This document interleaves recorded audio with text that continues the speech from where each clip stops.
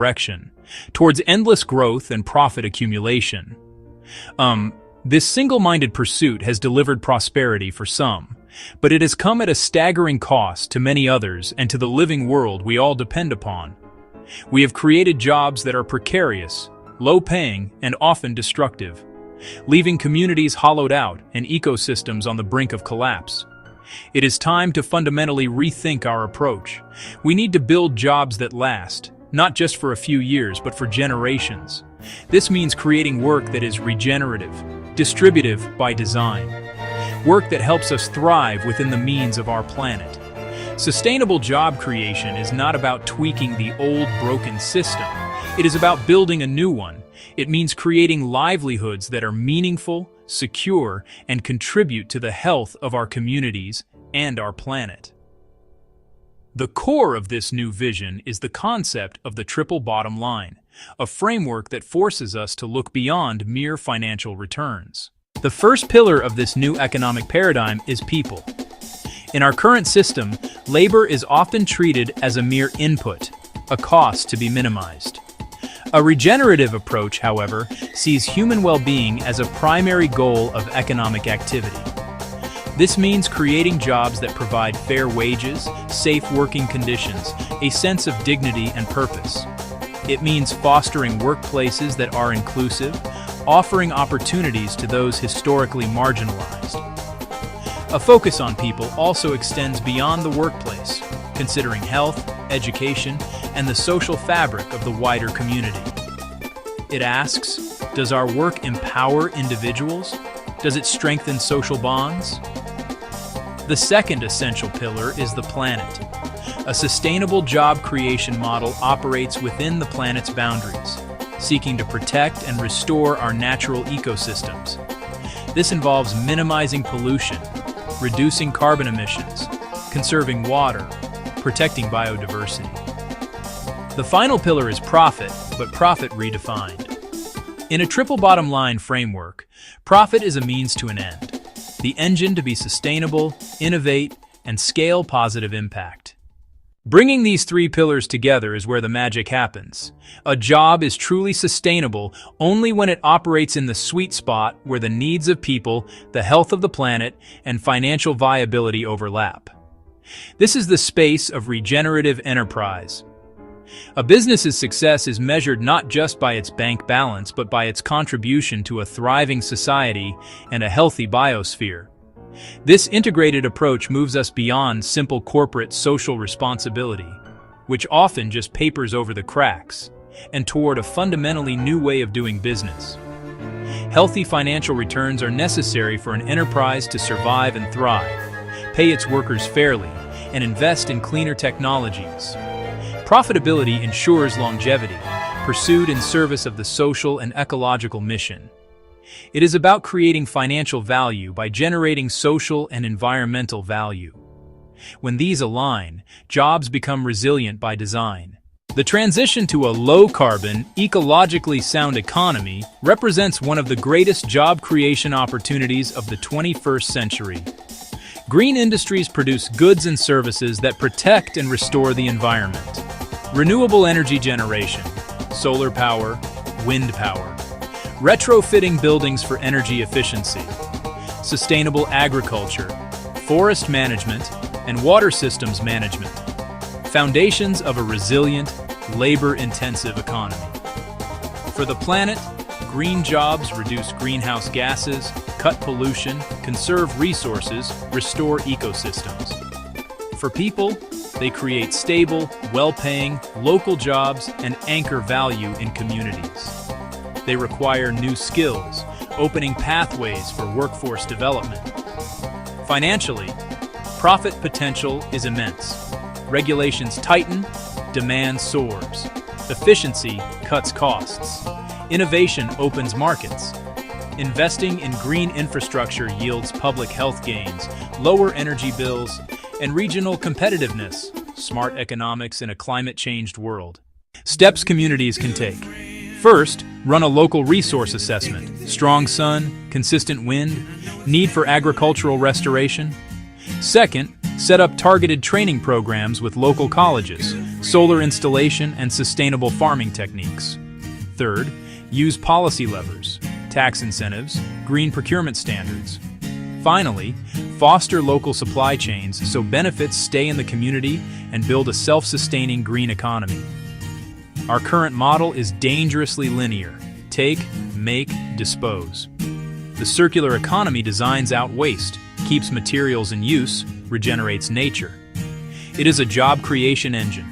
Technicians repairing devices, craftspeople restoring furniture, operators sorting materials, local jobs that resist offshoring, new business models, rentals, product as a service, sharing and swapping, planet benefits, less extraction, less water use, fewer emissions, waste prevented. Start by mapping waste, then support repair hubs and tool libraries. Incentivize design for disassembly and markets for secondary materials. Section 6. A real-world success, the Grayston Bakery story. Its mission is deceptively simple. Bake delicious brownies, famously used in Ben & Jerry's ice creams, and change lives. Grayston's core innovation is open hiring. No background checks, no interviews, no resumes. Put your name on a list. When a job opens, you get the call. It provides immediate employment to those excluded, the formerly incarcerated, the homeless, recovering addicts. Grayston doesn't just offer a job, it offers support services and on-the-job training to help people thrive. As a certified B Corp, the bakery considers workers, customers, community, and the environment, reducing its footprint over time. Financial success funds the mission. Profits pay wages, funds support services, and enable growth. Grayston proves you don't have to choose between doing good and doing well. Its success inspires others. Open hiring spreads, creating sustainable jobs because of its social mission. Section 7. The essential role of policy and partnerships. Governments are market shapers, tilting the field away from extractive industries and toward regenerative ones. Shift taxes away from labor and onto pollution and resource depletion to realign incentives. Update procurement to prioritize social enterprises and recycled materials. Legislate right to repair. Unlock local repair jobs and challenge planned obsolescence. Provide seed funding, guarantees, and grants to help startups reach sustainable scale. Businesses offer expertise, market access, and mentorship, partnering with social enterprises and cities. Education builds talent pipelines, from vocational programs to university curricula. Community orgs, nonprofits, and unions ensure equity, participation, and accountability, binding partners into durable coalitions. Building skills for the regenerative economy. A transition to green industries, social enterprises, and circular principles requires a new set of skills. Jobs are more hands-on, collaborative, and systems-oriented than siloed roles of the past. Embrace agile education, short modular courses and certificate programs. Value technical know-how and social intelligence. We need technicians for solar panels, wind turbines, and heat pumps. Agronomists for regenerative agriculture and foresters for sustainable land management. A resurgence of repair skills, from electronics to appliances to textiles. Designers and material scientists who build durable, modular, repairable products and invent compostable materials. Ensure training is inclusive and accessible. This investment builds a resilient workforce for decades to come. Section 9. Conclusion. A call to action for regenerative work. We stand at a critical juncture. We can persist in a degenerative economy, or choose a different direction. We can build an economy that is regenerative by design, creating work that is durable, dignified, and dedicated to people and planet. The models are here. The evidence is clear. A new world of work is emerging. Begin with a mindset shift. Move beyond the narrow pursuit of profit. Embrace the triple bottom line. Measure success by social equity, ecological health, and shared prosperity. Business leaders, become social innovators. Policymakers, systems gardeners. Citizens, co-creators of local economies. This is for everyone. Ask, how can your enterprise create social and environmental value? How can policy support? How can education equip the next generation? Start where you are. Look at your community. Find one need, one partner. Start a conversation. Plant a seed. The future is something we actively create. Let's, get to work.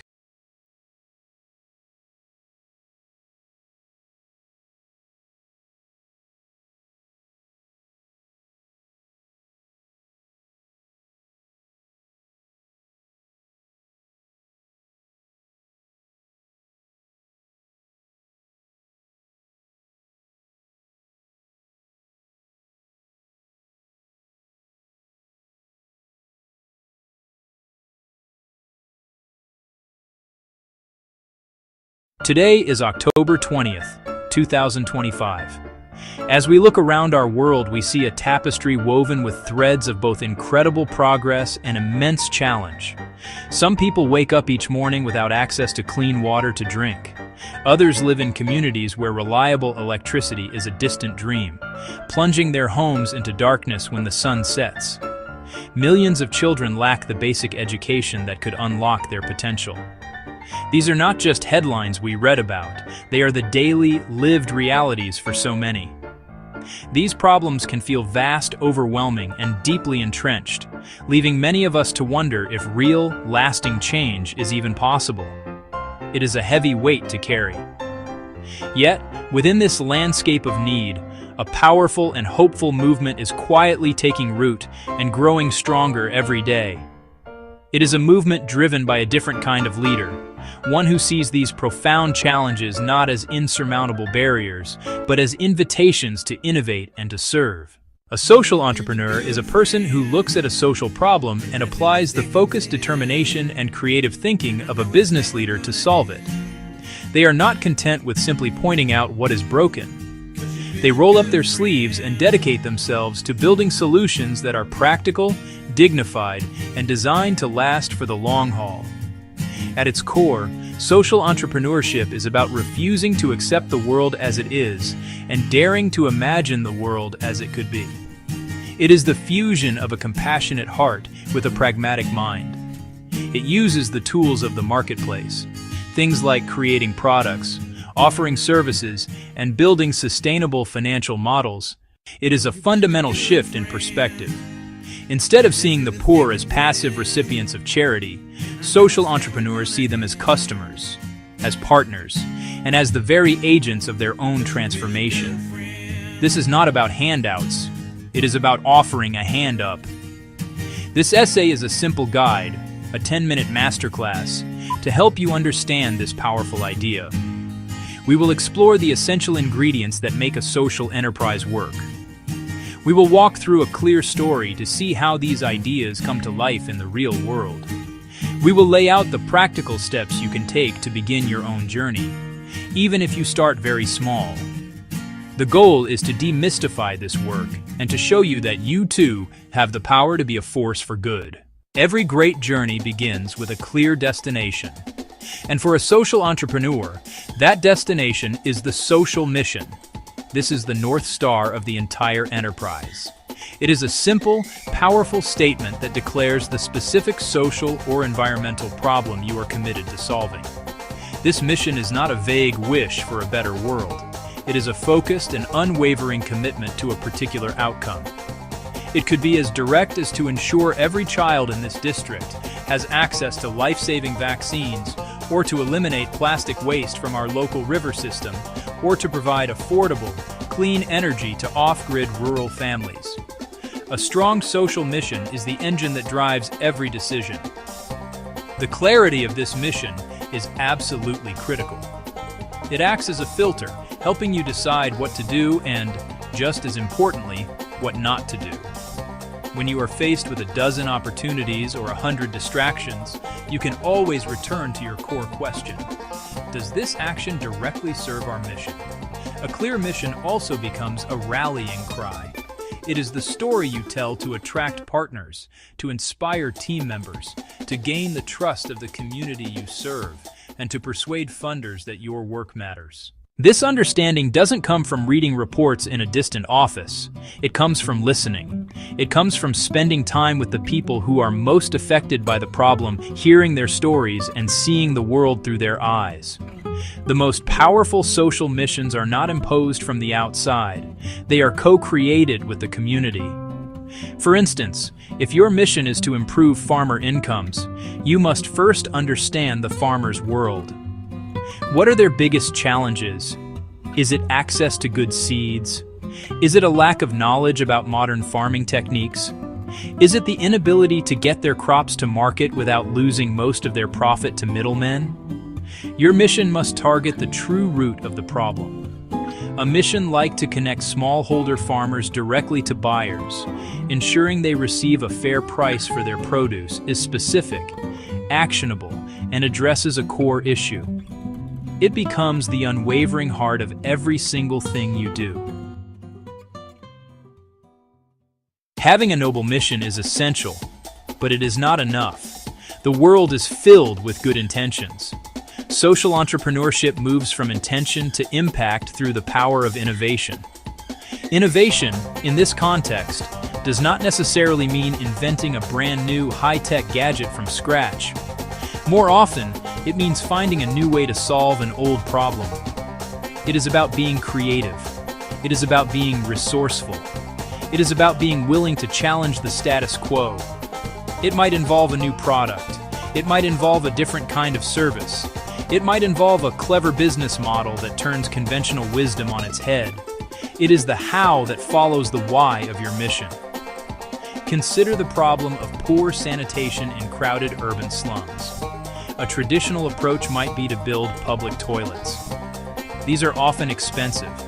They are often poorly maintained. They can be unsafe. An innovative social enterprise, however, might design a new solution. They could create a franchise model for clean, safe, pay-per-use toilet facilities. Those facilities can be managed by local community members. Innovation can also mean repurposing existing technology in a new context. For example, the widespread availability of simple mobile phones in many developing countries has opened up a universe of possibilities. Marketing image.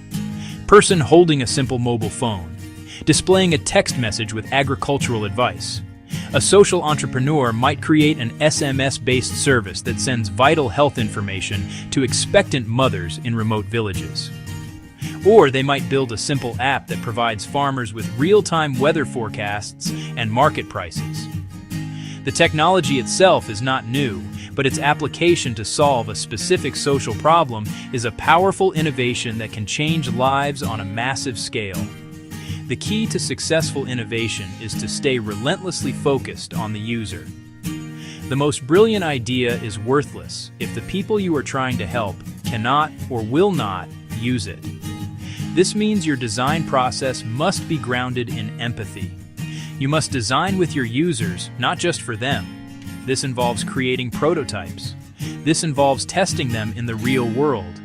This involves gathering honest feedback. This involves being willing to fail and adapt. Is the product affordable? Is it easy to use? Does it fit into the daily lives and cultural context of the community?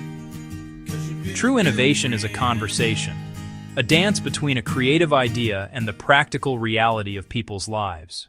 Charity is a beautiful and necessary act of compassion.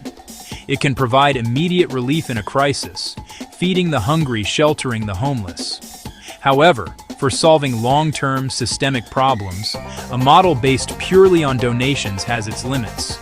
Donor funds can be unpredictable. Grant cycles can end.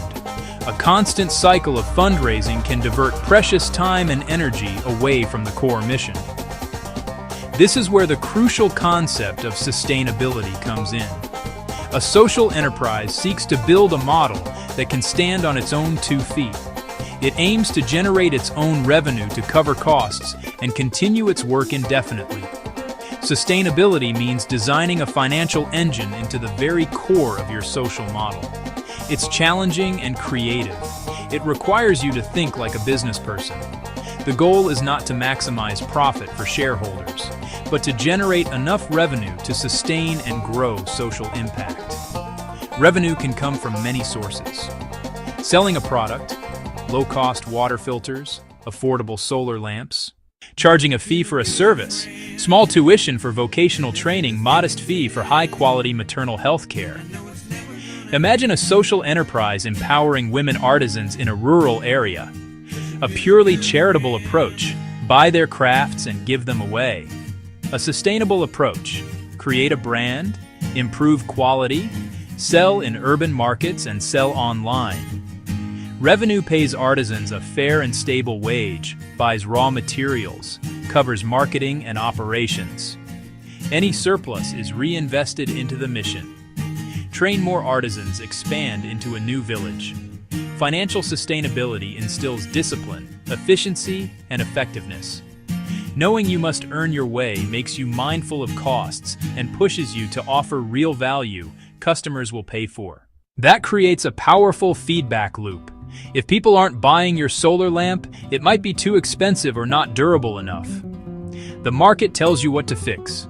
This accountability keeps the enterprise relevant and responsive, creating a resilient organization that can weather storms and endure for the long term. Section 5. The ripple effect. The power of scalability. Solving a problem for 10 people is a wonderful achievement. Solving it for 1,000 people is a triumph. Solving it for 1,000,000 people can change the world. This is the promise of scalability. Scalability is the potential for a social enterprise's model to be replicated and expanded to serve a much larger number of people, either within a region or across the globe, without a proportional increase in costs. It is about designing a solution from the very beginning that is not just a one-off project, but a blueprint for widespread change. A scalable idea is like a seed that contains the DNA to grow into a forest. To achieve scale, the solution must be as simple and efficient as possible. Complex, customized solutions that require highly specialized experts are often very difficult to grow. A scalable model, on the other hand, is often built on standardized processes and systems that can be easily taught and replicated by others. Think of a business-in-a-box concept. A successful model for a community health clinic, for instance, could be documented in a comprehensive toolkit that includes everything from the physical layout and equipment list to the staff training manuals and financial management software. This toolkit can then be used to launch similar clinics in new locations with greater speed and a higher chance of success. Technology is often a powerful catalyst for scalability. An educational program that relies on one charismatic teacher can only reach as many students as can fit in a classroom. But if that teacher's lessons are recorded and delivered through a simple mobile application, they can suddenly reach tens of thousands of students at a very low marginal cost. One teacher's impact is amplified exponentially. This is how an idea breaks free from its geographical constraints and spreads. The key is to use technology that is appropriate and accessible to the target community. Simple SMS messages can often be more scalable than a complex smartphone app in areas with limited internet connectivity. However, scalability is not just about growth for growth's sake. It must be pursued with care and intention. Rapid, unchecked expansion can lead to a dilution of quality and a loss of connection to the core social mission. As an enterprise grows, it is crucial to have strong systems in place to monitor impact and maintain quality standards. Are the new clinics providing the same level of care as the original one? Are the students using the app actually learning?